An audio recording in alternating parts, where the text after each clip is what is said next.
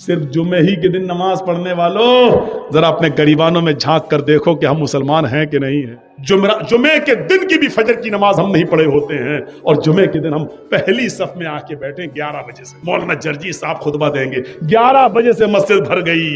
حضرت عمر فاروق رضی اللہ تعالیٰ عنہ نے ایک بار فجر کی نماز پڑھائی، اور فجر کی نماز پڑھانے کے بعد جب سلام پھیرا تو کیا دیکھا کہ ایک آدمی کی فجر کی نماز میں ایک رکعت چھوٹ گئی، یعنی وہ بعد میں آیا تھا، حضرت عمر ایک رکعت پڑھا چکے تھے، وہ بعد میں آیا تو ایک رکعت میں شامل ہو گیا، تو اب جب سلام پھیرا جائے گا تو ایک رکعت بعد میں پڑھے گا نا، وہ پوری کرے گا۔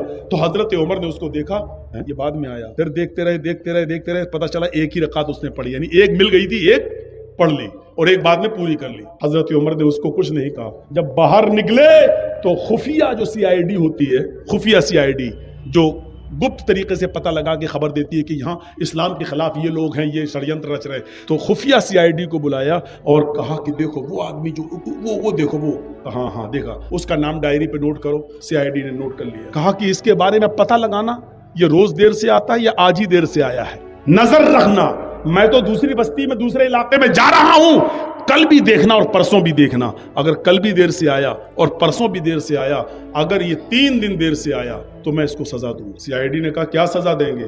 کہا میں اس کا داہنا ہاتھ کاٹ دوں گا اور بایاں پیر، یا دایاں پیر کاٹ دوں گا اور بایاں ہاتھ، ہم اس کا ایک ہاتھ کاٹیں گے اور اس کا ایک پیر کاٹ دیں گے، اگر دایاں ہاتھ کاٹیں گے تو بایاں پیر، اور بایاں ہاتھ کاٹیں گے تو دایاں پیر، اس کو خلاف سے ہم کاٹ دیں گے، ہم اس کو یہ سزا دیں گے۔ امیر المومنین کیوں؟ کہا میں نے جناب محمد رسول اللہ کو یہ فرماتے ہوئے سنا ہے کہ منافقوں کے اوپر 2 نمازیں بڑی بھاری ہوتی ہیں، ایک عشاء کی اور ایک فجر کی۔ وہ عشاء کی نماز میں سستی کرتے ہیں اور فجر کی نماز میں تاخیر سے آتے ہیں، اگر یہ 2 دن اور دیر سے آیا تو میں سمجھوں گا کہ یہ منافق ہے، 3 دن اگر مسجد میں دیر سے آیا تو میں سمجھوں گا کہ منافق ہے۔ ایک وقت کی نماز چھوٹی تھی، وہ بھی ایک رکعت۔ صرف جمعے ہی کے دن نماز پڑھنے والوں ذرا اپنے گریبانوں میں جھانک کر دیکھو کہ ہم مسلمان ہیں کہ نہیں ہیں۔ اس کی فجر کی نماز نہیں چھوٹی تھی، ایک رکعت چھوٹی تھی، نماز تو مل گئی تھی، ایک رکعت تو ملی تھی، ایک رکعت بعد میں پوری کر لی۔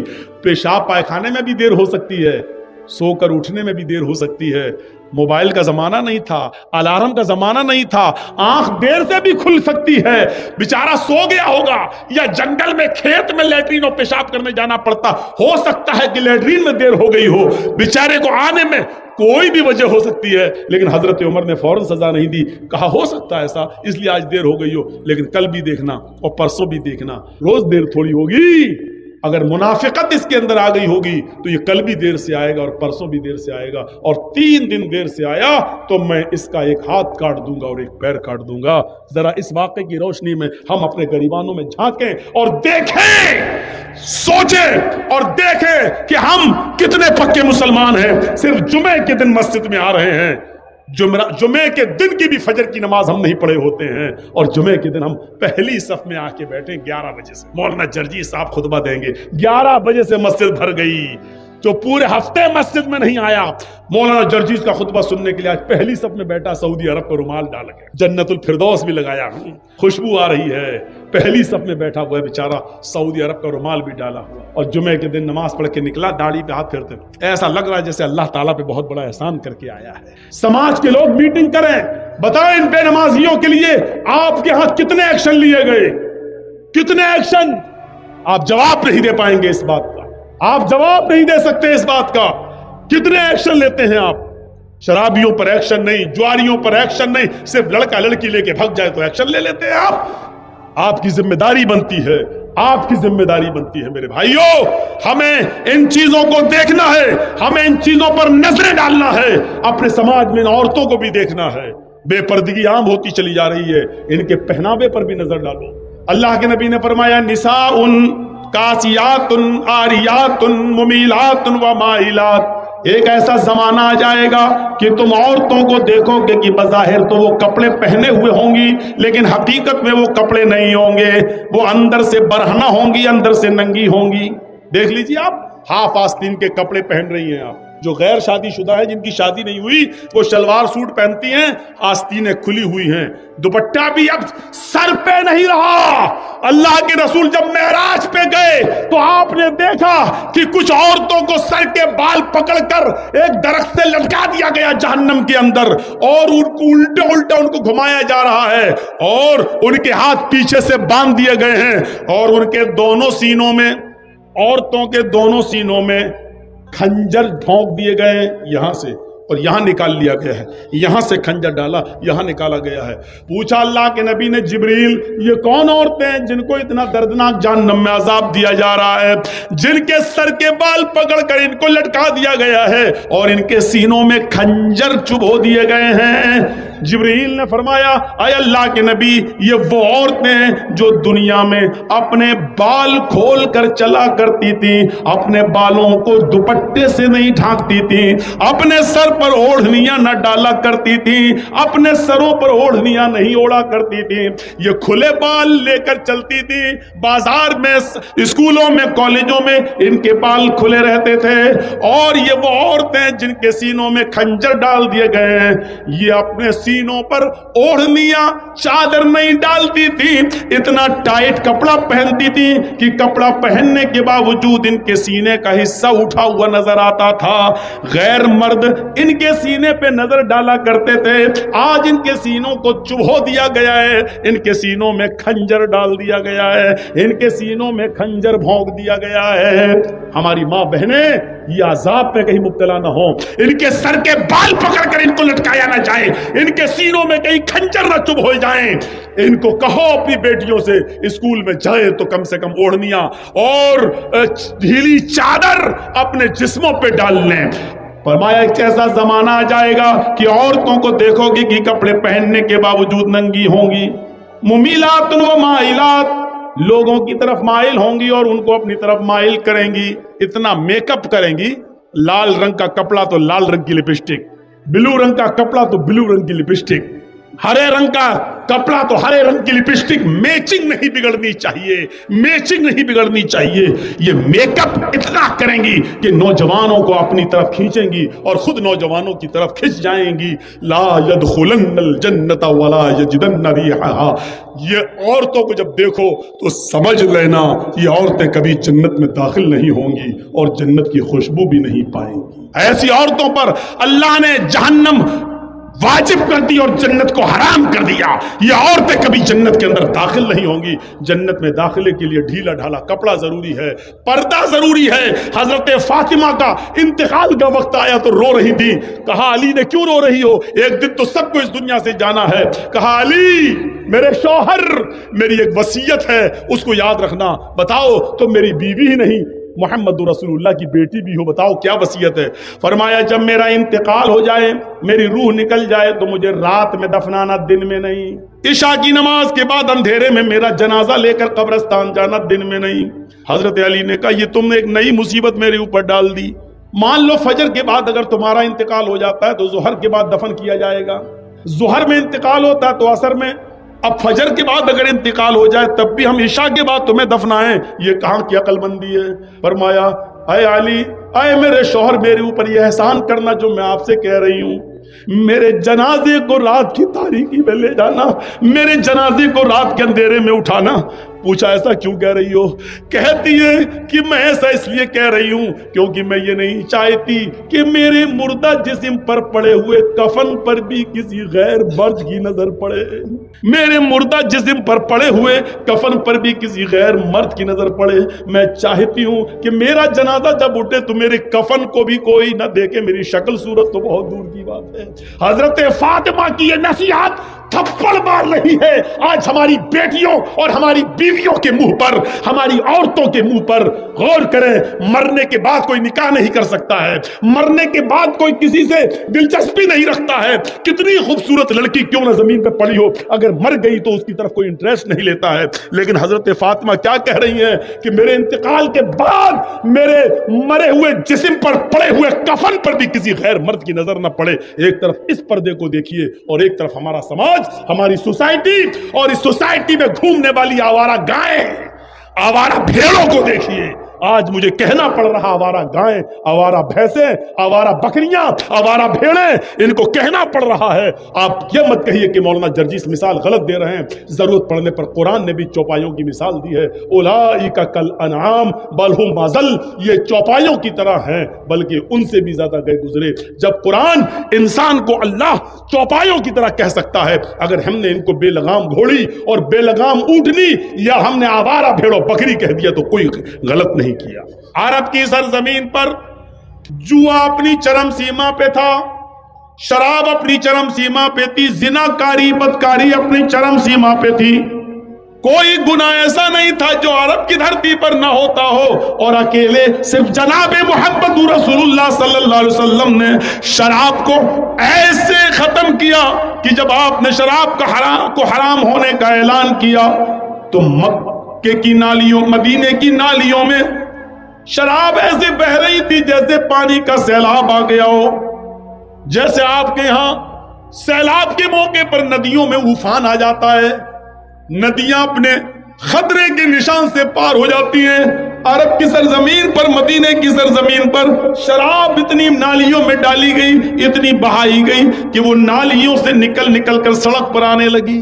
جوئے کی حرمت کا اعلان کیا تو دیکھیے لوگوں نے ایک وقت جوا چھوڑ دیا، زناکاری کی حرمت کا اعلان کیا تو عورتیں ایسی پاک دامن بن گئی، اتنی نیک بن گئی کہ آپ اس کی مثال نہیں دے سکتے، کیونکہ اسلام جانتا ہے، محمد رسول اللہ کو معلوم ہے ایک عورت کی سب سے بڑی عزت وہی چیز ہے، شرمگاہ۔ اسی لیے قتل کے لیے 2 آدمیوں کی گواہی مانگی گئی ہے، لیکن زنا کے لیے 4 لوگوں کی گواہی مانگی گئی ہے، تاکہ کوئی کسی عورت کو ایسے ہی بدنام نہ کر دے، کوئی کسی لڑکی پر ایسے ہی تہمت نہ لگا دے۔ مولوی جرجیس نے ایک لڑکے کو اور ایک لڑکی کو زنا کرتے ہوئے دیکھا ہے، بند کمرے میں دیکھا ہے، دونوں کو ننگی اوستھا میں دیکھا ہے، لیکن صرف جرجیس نے دیکھا ہے۔ جرجیس اپنی زبان پہ کنٹرول کر، اسلامی حکومت اگر موجود ہو تب بھی تم نہیں بولو گے، اس لیے کہ تمہارے پاس 4 گواہ نہیں ہیں۔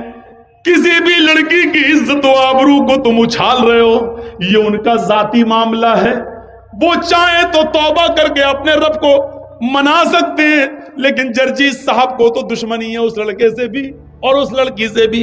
آئے اور کہہ دیا صاحب ان دونوں کو میں نے غلط کام کرتے ہوئے دیکھا اور حقیقت میں دیکھا اور سچ میں دیکھا، میں قسم کھا کے کہتا ہوں کہ اللہ کی قسم میں نے دیکھا، لیکن اس کے باوجود اسلامی سماج جہاں اسلامی قانون ہوگا وہاں میری بات نہیں مانی جائے گی، میری بات نہیں مانی جائے گی۔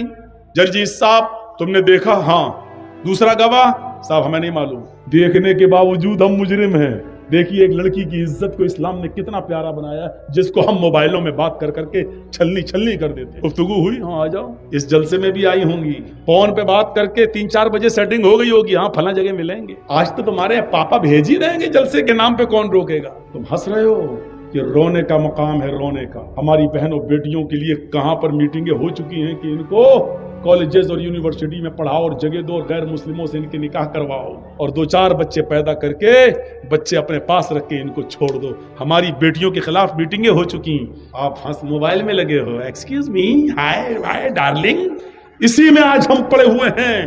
یاد رکھو جس راستے پہ تم چل رہے ہو، اللہ کی قسم یہ راستہ تمہارے گھر تک جاتا ہے، تمہاری دہلیز تک جاتا ہے۔ قرآن نے زنا کو کیا کہا ہے؟ لا تقربوا الزنا۔ قرآن نے کیا کہا ہے؟ لا تقربوا الزنا انہ کان فاحشۃ وساء سبیلا۔ یہ بہت گندا راستہ ہے۔ اللہ نے زنا کو گندا راستہ کیوں کہا؟ زنا کو یہ نہیں کہا گندا کام، اللہ نے کیا کہا؟ گندا کام تو ہے ہی لیکن بہت گندا راستہ بھی ہے۔ یہ گندا راستہ کیوں کہا؟ پورے 1 سال تک میں یہی ڈھونڈتا رہا کہ جب زنا گندا کام تھا تو گندا کام کہہ دیا تھا اللہ نے، کافی تھا، لیکن گندا راستہ کیوں کہا ہے؟ زنا راستہ کیسے ہو سکتا ہے؟ گندا راستہ 1 سال تک پڑھا، 1 سال تک کتابوں کی ہم نے पन्ने पलटे, 1 साल तक हमने चेक किया, 1 साल तक मौलवियों से राब्ते कायम किए, 1 साल तक बड़े बड़े उलमा से हमने कांटेक्ट किया, तब 1 साल के बाद हम इस नतीजे पे पहुंचे कि अल्लाह ने इसको गंदा रास्ता इसलिए कहा क्योंकि जिस रास्ते पे तुम चल रहे हो इसकी मंजिल तुम्हारे घर तक जाती है। यानी तुम दूसरों की बहन बेटी के साथ जो जिना करने का इरादा करते हो, हकीकत ये होती है कि जिस रास्ते पे चल के तुम दूसरों की बहन बेटियों की इज्जत लूटते हो, ये रास्ता तुम्हारे घर तक जाता है, यानी तुम्हारी बहनों बेटियों की इज्जत भी लूटी जाती है। इसलिए अल्लाह ताला ने इसको गंदा रास्ता कहा है। गंदा रास्ता हम समझ रहे हैं कि दूसरे की बहन है उसके साथ हम गलत काम कर रहे हैं, हकीकत यह है कि ये रास्ता हमारी बहन तक जा रहा है। हम समझ रहे हैं कि दूसरे की बेटी है जिसके साथ हम गलत काम कर रहे हैं, हकीकत यह है कि हम अपनी बेटी के लिए दरवाजा खोल रहे हैं और ये रास्ता हमारी बेटी तक आता है। कितने दिन हो गए हमने नहीं बताया, और शायद आपको मालूम हो कि हमारे इलाके का वाकया, एक अमीर आदमी ने एक रिक्शा चलाने वाले को, जिसकी सिर्फ एक बहन थी, बस एक बहन, कोई नहीं था उसका, किसी बात पर नाराज होकर FIR करके उस लड़के को जेल पहुंचा दिया। अब बहन अकेली हो गई, मोहल्ले के लोगों ने साथ दिया, उसका खाना पानी हर तरीके से उसको कोई तकलीफ नहीं होने दी। 4 साल के बाद जब लड़का जेल से छूटा तो बहन अपने भाई से चिपक गई, रोने लगी। भाई ने तसल्ली दी, बहन अब क्यों रोती हो, मैं तो आ गया हूं। बहन ने कहा, भाई गांव के लोगों ने बहुत साथ दिया, अगर आज ये गांव वाले साथ न देते तो आज आपकी बहन आपको चेहरा दिखाने के लायक नहीं होती। आपको जेल से छुड़ाने के लिए मैं अपने जिस्म को बेचने के लिए तैयार हो चुकी थी, दर दर की ठोकरें खाने के लिए तैयार थी। आपको जेल से छुड़ाने के लिए मैं इस दलदल में कदम रखने के लिए तैयार थी, लेकिन मोहल्ले वालों ने मुझे अपनी बेटी और अपनी बहन की तरह समझा और मुझे अपने घर में पनाह दी। भाई ने अपनी बहन के मुंह पर हाथ रखा, अरे चाचा जी इधर आ दो, कान में आवाज, वक्त है इनका मन रब्बू का और माँ दीनू का तैयारी करें कि तुम्हारा रब कौन है, फरिश्ते सवाल करेंगे। स्टेज पे बोल रहे हैं चाचा। सुनिए मेरे भाइयों, ताज्जुब करोगे, लड़के ने अपनी बहन के मुंह पे हाथ रख लिया। चुप, जो मुंह में आता बकती चली आ रही है। कहा भाई जो हकीकत है, चुप, कौन है जो मेरी बहन पर गलत नजर डाल सके? आज तक इस जमीन की धरती पर, आसमान के नीचे किसी माँ ने वो बेटा पैदा नहीं किया जो मेरी बहन पर गलत नजर डाल सके। बहन ने कहा भाई इतना विश्वास है मेरे ऊपर? कहा नहीं, तेरे ऊपर नहीं, अपने ऊपर। कहा कैसे? कहा मेरी बहन तू जानती है कि तेरा भाई क्या करता है? कहा रिक्शा चलाता। तेरी बहन, तेरा भाई सुबह उठता है शाम तक रिक्शा चलाता है, तुझे पालता है पोसता है और तेरे जहेज के सामान की तैयारी करता है, तेरा घर बसाने की तैयारी करता है। तेरे भाई के रिक्शे पर सुबह से लेकर शाम तक पता नहीं कितनी औरतें बैठती हैं और कितनी स्कूल की और कॉलेज की लड़कियां तेरे भाई के रिक्शे पर बैठती। मेरी बहन, तेरे भाई के रिक्शे पर जितनी भी लड़कियां आज तक बैठी हैं, मैंने उन लड़कियों को अपनी बहन की नजर से देखा। जब मैंने आज तक किसी की बहन पर गलत नजर नहीं डाली तो मेरी बहन पर गलत नजर कौन डाल सकता है? यहां बैठे हुए जितने लोग हैं समाजियों, सुनो, उत्तर दिनाजपुर के चप्पे चप्पे से आने वालों सुनो, अपनी बहन पर भरोसा वही करना यहां से उठने से पहले जो अपने आप को भरोसे के लायक समझता हो। इतना याद रखना, अगर तुमने किसी की बहन और किसी की बेटी की इज्जत व आबरू से खेला है तो हकीकत में तुमने अपनी बहन और अपनी बेटी की इज्जत व आबरू से खेला। उस नौजवान ने साफ कहा, मैंने आज तक तेरे भाई के रिक्शे पर जितनी लड़कियां बैठी बहन की नजर से देखा। जब मैंने किसी की बहन पर गलत नजर नहीं डाली तो मेरी बहन पर कौन गलत नजर डाल सकता? इस जुमलों से हमें और आपको सबक लेना चाहिए। सबक, अगर आपने किसी की बहन और बेटी पर गलत नजर डाली तो याद रखना हमने रास्ता बना दिया है अपने घर में अपनी बहन और अपनी बेटी के दरवाजे तक पहुंचने का। अल्फाज कड़वे हैं मगर हक बजाने भूल, अल्फाज सख्त हैं लेकिन अल्लाह की कसम गलत नहीं है। अल्फाज में थोड़ी सी सख्ती है लेकिन मैं माफी नहीं मांगूंगा क्योंकि माफी का चंदा करने की आदत मेरी नहीं है। किस बात पर माफी मांगू? कोई गलत बात मैंने नहीं कही है। अगर तुम दूसरों की बहनों बेटियों पर गलत नजर डालोगे तो हमारी बहनों बेटियों पर भी गलत नजर डाली जाएगी। कमा तुदीन तुदान, अरबी जबान का मकूला है, जैसा करोगे वैसा भरोगे। ये हालात है, ये सूरत हाल पैदा हुई। एक जहेज की लानत हम खत्म नहीं कर पा रहे हैं। अकेले मोहम्मद रसूलुल्लाह ने कितनी बुराइयों को खत्म। शराब मक्के में बह गई, जुआ खत्म हो गया, اور امن و امان ایسا کہ آج بھی سعودی عرب کے اندر اگر 5 ریال اور 10 ریال بھی پڑے ہوں تو ڈر سے کوئی اٹھاتا نہیں ہے. اگر اٹھا لیں گے کیمرے میں ریکارڈ ہو گیا تو کہیں میرا ہاتھ نہ کاٹ ڈالا جائے. آج بھی امن و امان اور شانتی کا ایسا گہوارہ بن گیا ہے ہمارا عرب ملک. آپ غور کر رہے ہیں؟ مدرسے چلائیے. اللہ آپ کے ان مدرسوں کو دن دونی اور رات چوگنی ترقی عطا فرمائے. ان سے علماء اور حفاظ کا ایک ذخیرہ نکالے اور بار الہ ان علماء اور حفاظ کو چپے چپے میں بھیج کر ان سے دین کی خدمت لے لے. لیکن سنو، ہمیں سماج کی برائیوں کو خود آگے بڑھ کر دور کرنا ہو. کیا آپ نے کسی مولانا کو یہ پاور دیا؟ صرف اتنا پاور ہے کہ جرجی صاحب یہاں کرسی پر بیٹھے ہو 1.5 گھنٹہ 2 گھنٹہ جتنی دیر بول رہے ہو، بس یہاں پر جو چاہو بول دو. کیا آپ نے کبھی ہمیں یہ موقع دیا ہے کہ کسی کے بارات میں لڑکے کی ہم جائیں اور وہاں پر یہ کہہ سکیں کہ یہ 300 آدمیوں کی جو بارات آئی ہے یہ غلط ہے، اسلام کے خلاف ہے، شریعت کے خلاف ہے؟ مولانا جرجیز کو آپ بارات سے باہر بھگا دیں گے، کہیں گے چل جلسے میں بولنا، یہ تیرے باپ کی بارات نہیں ہے، میرے بیٹے کی بارات ہے. آپ یہ پاور نہیں دے سکتے مولانا جرجیز. آپ کی شراب کی دکان کھلی ہوئی ہے، مولانا جرجیز تو شراب کی دکان پر کھڑے ہو کر اگر یہ کہے کہ غلط ہے بند کرو، کتنے لوگوں کی زندگیاں برباد ہو رہی ہیں، آپ بھگا دو گے. ارے صاحب اس کی دکان کو لائسنس ملا، تم کون ہوتے بولنے والے؟ صاحب حرام ہے یہ، صاحب جلسے میں بولو، جمعے کے ممبر پہ بولو، خطبے میں کھڑے ہو کے یہاں کیوں بولو؟ بھاگو، تمہاری غلطی ہے، آپ موقع نہیں. حضرت عمر فاروق نے ایک آدمی کو دیکھا، وہ آگے آگے جا رہا ہے اور اس کا یہ پیجامہ ٹخنوں سے نیچے، یہ ٹخنوں سے نیچے جو ہم کپڑے پہنتے ہیں نا، نماز پڑھی اوپر کر لیا بس، اور نماز پڑھنے کے بعد پھر نکال دیا، پھر ٹخنے سے نیچے گر رہا ہے. یہ ٹخنے سے نیچے والا حصہ جہنم میں جلایا جائے گا. ٹخنا ہے یہ، اس سے اوپر پہننا ہے یہاں، اس سے نیچے والا حصہ تکبر کی علامت ہے، تکبر کی. صاف کہہ دیا کہ نیچے جتنا بھی پیجامہ یا لنگی آپ کی لٹک رہی ہوگی اتنا حصہ کاٹ کر آپ کا جہنم کے اندر. اور حدیث اللہ کے رسول کی ہے کہ اللہ تعالیٰ قیامت کے دن ان 3 لوگوں پر رحمت کی نظر نہیں ڈالے گا. ان 3 لوگوں میں ایک شخص یہ بھی شامل ہے جس کا پیجامہ یا لنگی ٹخنے سے نیچے لٹکا. حضرت عمر فاروق نے ایک آدمی کو دیکھا کہ اس کا پیجامہ ٹخنے سے نیچے لٹک رہا ہے تو دور سے آواز دیتے ہیں، اس نے نہیں سنا.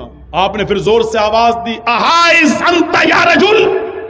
اس نے پیچھے مڑ کے دیکھا کہ حضرت عمر آ رہے ہیں. جی کیا؟ احائز انت. عربی کے جملے دیکھیے، حضرت عمر نے کیا کہا؟ احائز انت، کیا تجھے مہینہ آ رہا ہے؟